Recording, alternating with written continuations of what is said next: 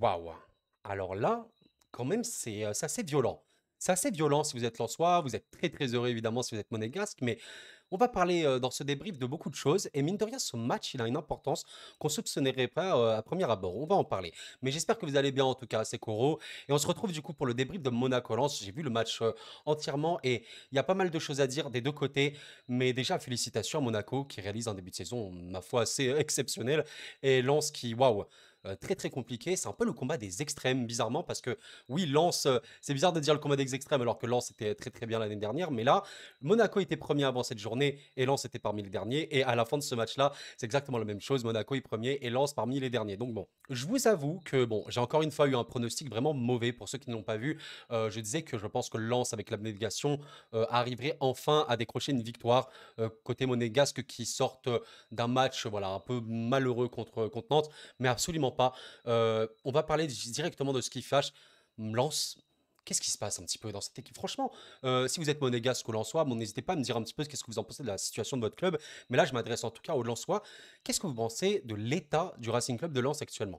Parce que je vous avoue que ça m'échappe, j'ai l'impression, je vais pas dire que Francaise n'a plus la main sur ses joueurs, ce serait vraiment très très très gros. Mais disons qu'il y a quelque chose qui a disparu, je sais pas si c'est le mot, mais quelque chose qui a changé dans cette équipe. J'ai l'impression qu'il y a moins ce côté flamboyant et extrêmement fort, parce que là, on va être très très honnête, le vrai point positif de ce match-là, et peut-être le seul, c'est le parquage lensois.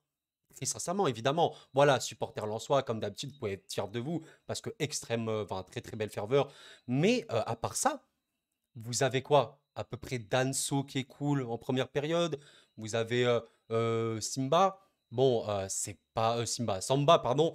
Samba qui est voilà. Mais à part ça, bah, c'est très très problématique côté Lensois. Je trouve qu'on a un milieu de terrain. Bon, Diouf est rentré en seconde période, mais Diouf, j'ai un problème avec lui. Bon, il faut lui donner l'adaptation, bien évidemment, mais j'ai l'impression qu'il manque de personnalité. Peut-être qu'il a peur de se montrer, je sais pas ce qui passe, mais peut-être qu'il y a un blocage psychologique. Mais c'est rentré ou quand il est là, il manque de personnalité. Enfin, impose-toi, montre qui tu es. Mais quand il n'était pas là, en tout cas en première période et même pendant une longue partie du match, c'était dur. Ouh là là, le milieu lensois était très très très compliqué, honnêtement. J'ai notamment envie de parler de ce Spearings. Je ne sais pas si je prononce mal le nom d'Abdul Samed notamment, même de Sotoka, bon, qui n'est pas vraiment milieu-milieu, mais là dans ce match-là, sincèrement, j'ai pas envie de te dire qu'ils ont été absents. Mais là, c'était très compliqué. Abdul Samed te procure quand même une occasion qui aurait pu finir au fond des filets en seconde période. Vous savez, il y a un double arrêt assez important, je crois, de peut-être comment il s'appelle? J'ai oublié le nom. Oui, voilà, de Singo. Merci, merci la pause. Je m'en suis rappelé. De Singo et de Zakaria également, parce que Zakaria est rentré. Il y a un double arrêt important. Voilà, donc ça, c'était un peu la plus grosse occasion de lance avec Fulgini, le coup franc. Et vous savez que Wai, vers la 29e minute, il a tiré. Il a eu un 1v1, malheureusement, qui était hors jeu. Et de toute façon, il avait raté. Bon, d'ailleurs, Wai, pour l'évoquer très rapidement, c'était quand même compliqué, mais pas du tout alimenté en ballon. Honnêtement, Lens a été absent. Voilà, on va dire les termes. Lens a été absent. Lens n'a pas du tout, du tout, du tout, du tout fait une performance digne de ce que doit être Lens, tout simplement. Et même contre le PSG, alors je sais pas que c'est parce que peut-être que c'est parce que c'est le PSG que le niveau a été surélevé, mais je suis désolé.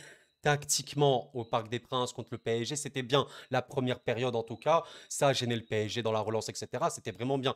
Là, bah, j'ai l'impression que tactiquement, c'était pas bon. J'ai l'impression que les joueurs, ils avaient pas envie. Physiquement, ils perdaient trop de duels. En fait, Lens était absent. Donc, c'est même pas une question de simplement, oui, milieu et tout. Parce que oui, le milieu, c'est le poumon d'une équipe, bien évidemment. Mais tout a été dépassé. On a eu une multitude d'occasions contre les Monégas. Bon, c'était pas non plus une possession égale une occasion. Mais c'était vraiment, vraiment très, très important. On parlera de Monaco juste après, bien évidemment. Là, on évoque surtout le côté lensois. Donc voilà, c'est pour ça que je pose la question. Qu'est-ce que vous en pensez, bah, lensois, de ce match-là et honnêtement de la situation lensoise? Parce que bon, j'ai pas envie de dire saison de la crise. On sait que Lens revient de loin parce que Lens, la Ligue 2, etc. La remontée merveilleuse, les saisons merveilleuses. Deuxième place, Ligue des Champions, j'ai envie d'y croire quand même.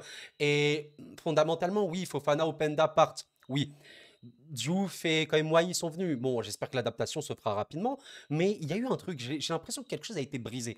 C'est très très particulier. Bon, surtout que Lens termine sa saison dernière de manière excellente. Donc voilà, j'aimerais savoir qu'est-ce qui se passe côté Lensois, mais là en tout cas sur ce match-là, on va parler de Monaco maintenant, il y avait une différence de niveau assez effrayante, hein. Sincèrement, les Lensois étaient vraiment invisibles. J'ai l'impression que sur quasiment tout le match, sauf voilà quelques petites actions un coup franc de Fulgini, une double frappe d'Abdoul Samed peut-être, je sais plus quoi. Mais à part ça, le néant. Voilà, le néant, c'est un peu fort de dire ça, mais je comprends totalement que les supporters lensois soient vraiment très très tristes après ce match-là et après ce début de saison parce que 4 matchs, 0 victoire, 3 défaites pour Lens. Donc là, tu vas à la trêve. J'ai envie de te dire, bon, il y a une trêve, donc est-ce que Francaise, c'est une question que je me pose, est-ce que Francaise a encore son effectif en main? J'ai pas envie de dire que voilà, Francaise est un mauvais coach, absolument pas, il a déjà prouvé, mais est-ce qu'il a toujours son effectif en main? Bon, j'espère quand même.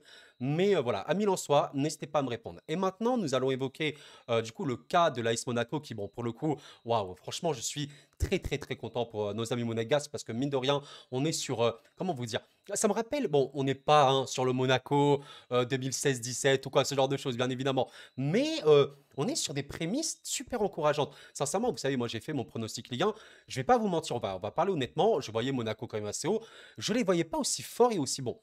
Alors, je sais pas trop ce qui s'est passé réellement, mais en tout cas, j'ai quand même envie d'évoquer le nom d'un joueur. Alors peut-être qu'on va me dire, ouais, t'en fais trop, Koro, machin, mais Minamino, oh là là, oh là là là là, oh là là là là, mais qu'est-ce que c'est beau, le football, le génie. Je pense qu'on n'est pas loin d'être sur peut-être le meilleur joueur du championnat là sur ces 4 matchs, hein. Voilà, il faut voir un petit peu comment joue le PSG contre Lyon. Bon, évidemment, si Mbappé te met un quadruplé, je dirais que c'est Mbappé, vous voyez. Mais la Minamino, exceptionnel, décisif à tout l'image. Mais quel QI foot, quelle intelligence de jeu. Tu sens que le mec, il va t'apporter du danger et il y a vraiment de très très belles choses. Voilà, Ben Yedder est peut-être un petit peu en dessous. Il a quand même un jeu de positionnement qui est plutôt pas mal, mais je pense vraiment à une attaque monégasque assez flamboyante. Je peux même évoquer le cas de Vanderson qui pour moi a fait un très très bon match également.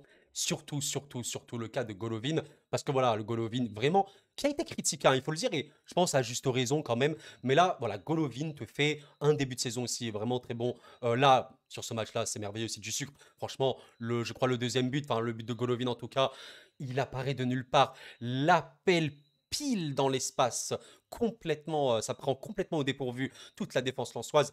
Passe millimétrée merveilleuse de Minamino, très très très bien sorti. Voilà, la finition est très très belle. Donc voilà, ce Minamino, Golovin sur ce match-là, c'était merveilleux. Même comme je vous l'ai dit, Ben Yedder était peut-être un petit peu en dessous, mais globalement c'était très bien. Singo très très bien. Maripane, bon, qui marque hein, en plus, hein. D'ailleurs, Maripane sur le but, pas du tout marqué. La défense lensoise, voilà. Donc c'est un peu compliqué. Je sais pas trop ce qui se passe côté lensois parce que peut-être c'est des erreurs aussi de concentration parce que voilà, vous avez quand même des buts. Bon, le but de Maripane, il est totalement seul, quoi. Mais voilà, Monaco. Très très très bien. Et du coup, j'ai une question à vous poser, que vous soyez supporter monégasque ou non. Pour vous, honnêtement, est-ce que Monaco peut réaliser quelque chose cette saison? Je vous pose la question. Quand je vous dis réaliser quelque chose, j'entends, attention, peut-il jouer le titre? Est-ce que Monaco peut vraiment jouer le titre? Parce que oui, évidemment, l'équipe favorite ultime, c'est toujours le PSG pour le titre. Mais on sait que le PSG, voilà, là, on est vraiment en phase de reconstruction, etc. Bon, je suis supporter du PSG, hein. Si jamais certains me découvrent, pensez à vous abonner, hein, si ce n'est pas fait. Mais là, je pense que Monaco, je ne les attendais pas aussi fort, aussi bien. Mais force est de constater que c'est très, très, très, très beau. Et c'est une équipe vraiment cinglante. Cinglante, je trouve que c'est aussi le mot. On rappelle quand même que là, Monaco, c'est 13 buts. 13 buts en 4 matchs. 13 buts en 4 matchs. Les amis, ça fait 3,25 buts, je crois. 3,25. Normalement, c'est 3,25 buts par match. C'est énorme. Je crois que c'est l'équipe qui met le plus de buts en Europe cette saison. Bon, il y en a qui n'ont pas encore joué 4 matchs. Mais c'est pour vous dire. Donc, c'est très cinglant.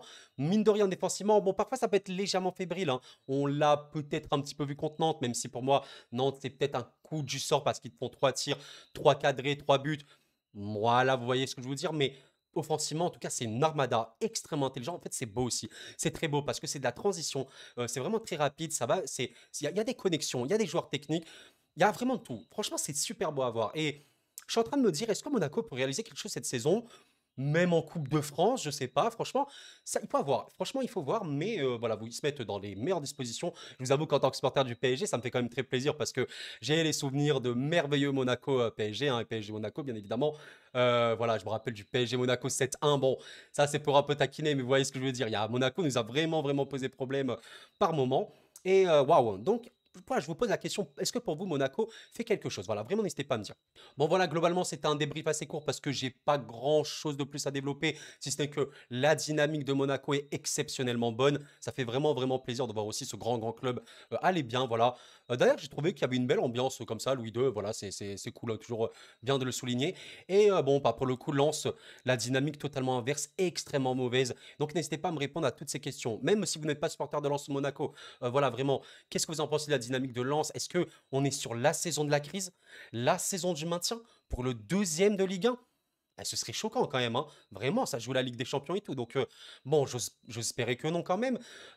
Donc voilà, n'hésitez pas à me dire, est-ce que Monaco, voilà, pour vous, est-ce que Monaco pourrait réaliser comme une saison merveilleuse? Pourquoi pas aller taquiner le PSG pour le titre? Moi, je vous avoue, pour le titre, je voyais l'OM et je voyais Rennes les titiller le PSG, mais bon. Force est de constater que l'OM, pour l'instant, c'est vraiment en rodage. C'est encore un peu abstrait. C'est pas flamboyant. Et Rennes, c'est vraiment bizarre parce que eux, pour le coup, ils ont fait des matchs exceptionnels où ils marquaient énormément de buts. Mais là, voilà, ils te sortent quand même un 0-0 contre Brest. Brest qui me fait quand même un très très bon début de saison, hein, il ne faut pas se mentir non plus. Mais voilà, donc n'hésitez pas à me dire. Mais voilà, en tout cas, j'ai apprécié ce match en tant que supporter neutre. Et ouais, un peu compliqué pour Lens, je suis un peu inquiet pour eux, mais voilà, très très satisfait pour Monaco qui réalise une saison merveilleuse pour l'instant, une début de saison incroyable. Voilà, voilà, donc en tout cas, merci d'avoir suivi cette vidéo. Encore une fois, si vous n'êtes pas abonné, bah, pensez à le faire, c'est le meilleur moyen de me soutenir. On est bientôt 1000 abonnés, c'est un peu l'objectif là de la chaîne actuellement. Donc merci infiniment à vous. Et si c'est déjà fait, un merci, merci, merci, pensez à liker du coup. Bref, en tout cas, on se retrouve ben, normalement dès demain. Dès demain, si vous regardez cette vidéo ce samedi, pour le magnifique OL PSG. Le rire maléfique, non, parce que je suis supporter du PSG. D'ailleurs, j'ai fait le pronostic OL PSG. Évidemment, je n'ai rien contre les Lyonnais, hein, bien évidemment. En plus, j'aime beaucoup, beaucoup ce club, hein. J'aurais aimé qu'ils soient à leur max de leur forme. Mais bon, c'est pas le cas. Mais j'ai hâte, j'ai hâte, j'ai hâte. J'espère qu'on va avoir un match flamboyant, n'est-ce pas? Bref, merci d'avoir suivi en tout cas. C'était Koro et la paix sur vous.